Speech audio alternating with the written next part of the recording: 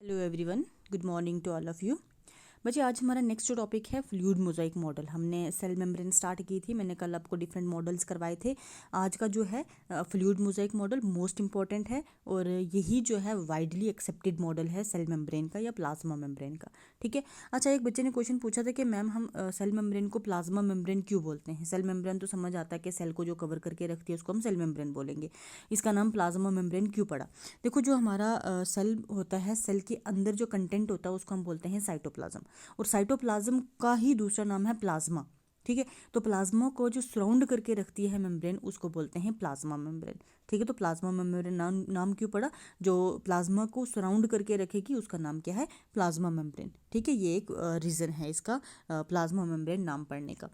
उसके बाद हम डायरेक्ट आते हैं फ्लूइड मोज़ाइक मॉडल पे। अच्छा हाँ, एक और बच्चे की कन्फ्यूज़न ये थी कि मैम जो आप वीडियो लेक्चर में मटेरियल रखते हो तो वो क्लियरली विजिबल नहीं होता।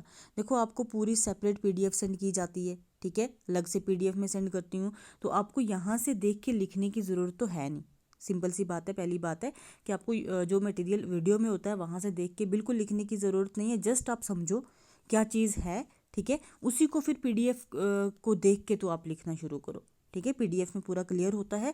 यहाँ पे कभी कभार क्वालिटी लो हो जाती है, क्वालिटी आप हाई करके देखो तो मुझे लगता है ठीक होगी, बट अगर किसी को नहीं हो रही है ठीक, तो आप जस्ट सुन लिया करो। लिखने की यहाँ से ज़रूरत नहीं है। लिखने के लिए जो पीडीएफ मटेरियल सेंड किया जाता है डिटो यही सेंड करती हूँ, कोई इसमें मॉडिफिकेशन नहीं होती है, आप वहाँ से लिख सकते हो। ठीक है। अब हम आते हैं फ्लूइड मोज़ाइक मॉडल पे। फ्लूइड मोज़ाइक मॉडल जो है सबसे पहले दिया किसने था, जोनाथ सिंगल एंड गार्थ निकोलसन। आपको अगर जोनाथ सिंगल गार्थ निकोलसन याद नहीं रहता, सिंगर एंड निकोलसन बड़ा इजी से याद रहेगा। सिंगर एंड निकोलसन 1972 में उनने मॉडल दिया प्लाज्मा मेम्ब्रेन को एक्सप्लेन करने का, जिसका नाम क्या था, फ्लूइड मोज़ाइक मॉडल। ठीक है। और इस मॉडल के अकॉर्डिंगली क्या था, जो ये सेल मेम्ब्रेन है या जो प्लाज्मा मेम्ब्रेन है इसका फ्लूइड नेचर है। ठीक है। इसका मोज़ाइक नेचर है। ठीक है। अब मोज़ाइक क्या हो गया, मोज़ाइक का मतलब ये क्या करती है, इसमें फ्लेक्सिबिलिटी भी है। ठीक है। और इसमें जो अरेंजमेंट्स हैं, ठीक है, किस किस की, जैसे ये डायग्राम बनाई हुई है, इसमें जो अरेंजमेंट है फास्फोलिपिड की, प्रोटीन की, ओलिगोसेक्राइड की, इन सारों की अरेंजमेंट मोज़ाइक है, स्कैटर्ड नेचर की है। ऐसा नहीं है कि एक पर्टिकुलर जगह पे ही इनकी लोकेशन होगी, बिल्कुल भी ऐसा नहीं है। ये सारी की सारी स्कैटर्ड है। ठीक है। मोज़ाइक का मतलब क्या हो गया, स्कैटर्ड ऑर्डर में अरेंज हैं। प्रोटीन्स हो गए, फास्फोलिपिड्स हो गए। ठीक है। उसके बाद हमारे पास कोलेस्ट्रॉल, जैसे ये मैंने बनाया हुआ कोलेस्ट्रॉल है, ये सारे स्कैटर्ड नेचर में अरेंज हैं। तो मतलब जो प्लाज्मा मेम्ब्रेन है उसका नेचर क्या है, मोज़ाइक है। ठीक है। उसमें जो कंपोनेंट्स हैं वो एक दूसरे के साथ रेंडमली अरेंज्ड है। ठीक है। अब हम बात करते हैं, डायग्राम पे आने से पहले मैं थोड़ा ग्राफ बता देती हूँ, फिर डायग्राम पे हम आते हैं। ग्राफ में अगर हम देखें तो ग्राफ में देखो, फ्लूइड मोज़ाइक मॉडल जो है ये प्लाज्मा मेम्ब्रेन कंसिस्ट करती है कितने कंपोनेंट्स, डिफरेंट 4 कंपोनेंट्स। एक है हमारे पास फास्फोलिपिड बाइलेयर। ठीक है। दूसरा हमारे पास प्रोटीन्स, तीसरा है कोलेस्ट्रॉल, चौथा हमारे पास ओलिगोसेक्राइड। मतलब इन 4 मेन कंपोनेंट से ही प्लाज्मा मेम्ब्रेन मिलके बनती है। ठीक है। अगर फास्फोलिपिड बाइलेयर की बात करें, अब यहाँ थोड़ा डायग्राम पे आ जाते हैं। ये देखो, एक आपको ये लेयर दिख रही है, एक आपको ये लेयर दिख रही है। ठीक है। ये 2 लेयर्स हैं। तो ये किसकी बनी हुई है, फास्फोलिपिड बाइलेयर, फॉस्फोलिपिड्स की बनी हुई है और 2 लेयर्स हैं। ठीक है। उसके बाद इन दोनों लेयर्स में जो ये वाला हेड वाला पोर्शन है और ये टेल वाला पोर्शन, इस तरह से देखो ना, अरेंजमेंट है ना। हेड वाला पोर्शन क्या है, हाइड्रोफोबिक टेल और hydrophilic head. Hydrophilic head, head वाला पोर्शन वाटर लविंग है, इसलिए वो बाहर वाली साइड है। ये देखो बाहर वाली साइड है हाइड्रोफिलिक हेड। और जो टेल वाला पोर्शन है हाइड्रोफोबिक, वाटर हेटिंग है। ठीक है। इसलिए वो दोनों अंदर वाली साइड अरेंज हुए हुए। ठीक है। इनकी अरेंजमेंट इस तरह से होती है कि जो वाटर लविंग पोर्शन है वो सेल के बाहर वाली साइड रहता है और जो वाटर हेटिंग पोर्शन है वो इनसाइड द सेल रहता है। ठीक है। तो ये आपको समझ आ गया। लिपिड बाइलेयर मतलब लिपिड की 2 लेयर्स हैं, जिसमें एक हाइड्रोफिलिक हेड है और एक हाइड्रोफोबिक टेल है। और इस तरह से अरेंजमेंट होती है। वाटर लविंग वाला पोर्शन बाहर वाली साइड रहेगा, वाटर हीटिंग वाला पोर्शन इनसाइड रहेगा। ठीक है। उसके बाद अगर हम बात करें प्रोटीन्स की, प्रोटीन्स देखो मैंने यहाँ पे मेंशन करी हैं। 2 तरह की प्रोटीन्स हैं, कौन कौन सी, एक्सट्रिंसिक, ओहो, ठीक है, 2 तरह की प्रोटीन्स हैं। एक हमारे पास आ जाएगी एक्सट्रिंसिक, एक हमारे पास आ जाएगी इंट्रिंसिक, एक्सट्रिंसिक और इंट्रिंसिक। ठीक है। अब ऊपर डायग्राम में भी देख लेते हैं, एक्सट्रिंसिक और इंट्रिंसिक यहाँ रखते हैं।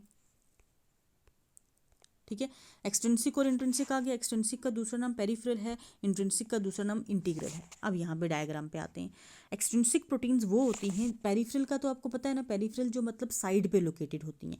तो एक्सट्रिंसिक प्रोटीन जैसे ये देखो साइड पे आ गई, ये भी थोड़ी पूरी बाई लेयर में एम्बेडेड नहीं है, इसको भी हम एक्सट्रिंसिक बोलेंगे। ठीक है, तो एक्सट्रिंसिक प्रोटीन्स ये वाली हैं। इंट्रिंसिक प्रोटीन जो पूरी बाई लेयर में एम्बेडेड है, ये वाली।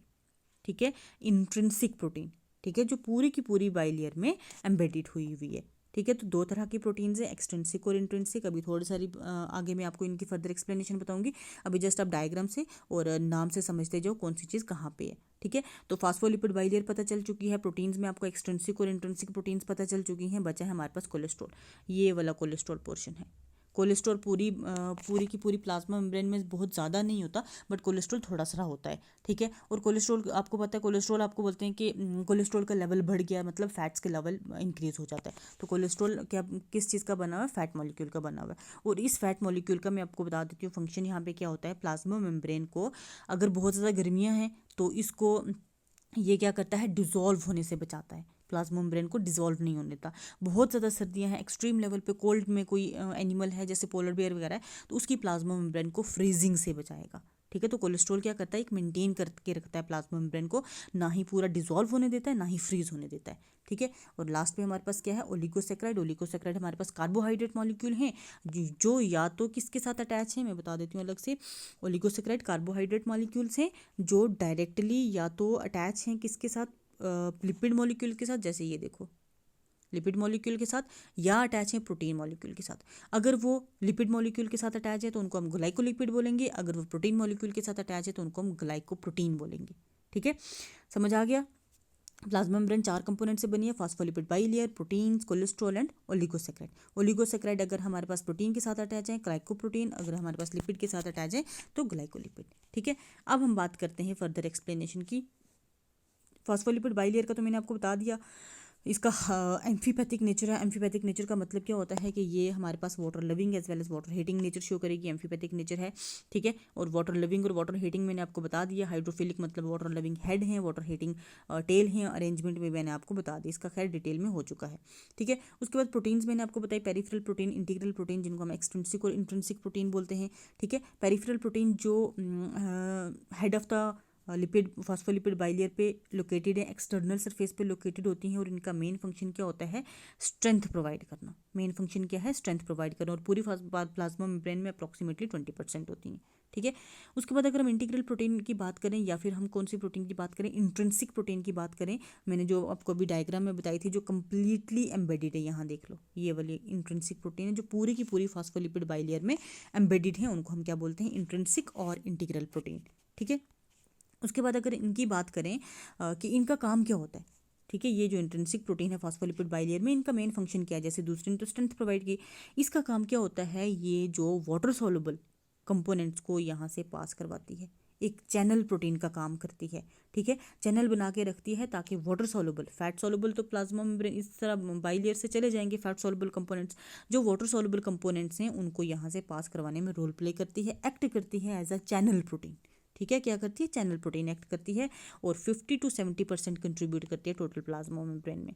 ठीक है, उसके बाद अगर हम बात करें ओलिगोसेक्राइड, ओलिगोसेक्राइड मैंने आपको बताए हैं जो इस तरह से ब्रांच्ड नेचर के हैं, या तो फास्फोलिपिड बाइलेयर के साथ अटैच हैं या प्रोटीन के साथ अटैच हैं। अगर प्रोटीन के साथ अटैच है तो ग्लाइको प्रोटीन, फास्फोलिपिड के साथ अटैच है तो ग्लाइको लिपिड। ठीक है, ये दो तरह के होते हैं, और इनका काम क्या होता है, इनका काम भी होता है, ये भी वो पैसेज में रोल प्ले करते हैं। ठीक है, पैसेज में रोल प्ले करते हैं, या फिर क्या करते हैं, इनका एक तो पैसेज में रोल प्ले करेंगे, या क्या करेंगे, सेल्फ और नॉन सेल्फ पार्टिकल्स को रिकॉग्नाइज करेंगे। मतलब इनके सराउंडिंग में अगर कोई सेल्फ और नॉन सेल्फ पार्टिकल आता है उसको रिकॉग्नाइज करने में रोल प्ले करते हैं। ठीक है, कोलेस्ट्रॉल को तो मैंने आपको बता दिया था, कोलेस्ट्रॉल थोड़ा बहुत होता है जो हमारी प्लाज्मा मेम्ब्रेन को स्टेबलाइज करके रखता है, ना ही फ्रीज होने देता है ना ही डिजोल्व होने देता है, इसका यही मेन रोल होता है। ठीक है, देन उसके बाद हम प्रोटीन्स का थोड़ा रोल कर लेते हैं। प्रोटीन्स हमारे पास एक्ट करती हैं as a carrier protein, as a receptor protein, as a enzymatic protein.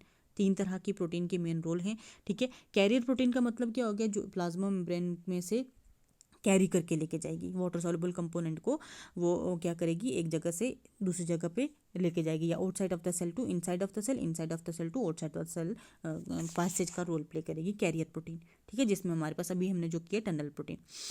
उसके बाद रिसेप्टर प्रोटीन जो है, रिसेप्टर प्रोटीन्स हमारे पास कौन सी होती हैं जो क्या करती हैं, रिसेप्टर प्रोटीन्स कौन सी होंगी जो जैसे कि ये प्लाज्मा मेम्ब्रेन में ये प्रोटीन्स हैं, बाहर से कोई कंपोनेंट आ रहा है उसको रिसीव करेंगी, ठीक है, उसको रिसीव करेंगी और रिसीव करने के बाद उसको क्या करेंगे, आगे ट्रांसमिट करने में रोल प्ले करेंगे। लेकिन रिसीव डायरेक्टली कौन करेंगी, प्रोटीन्स, ठीक है, उनको हम क्या बोलेंगे, रिसेप्टर प्रोटीन्स। जैसे एग्जांपल्स कौन सी बताई हुई हैं, हार्मोन्स, आपको पता है ना, हार्मोन्स आपने नहीं किए 11th में, हार्मोन्स आपका नेक्स्ट टॉपिक आएगा। हार्मोन्स ऐसे होते हैं, देखो, एक केमिकल मैसेंजर होते हैं जो रिलीज होते हैं हमारी ग्लैंड से।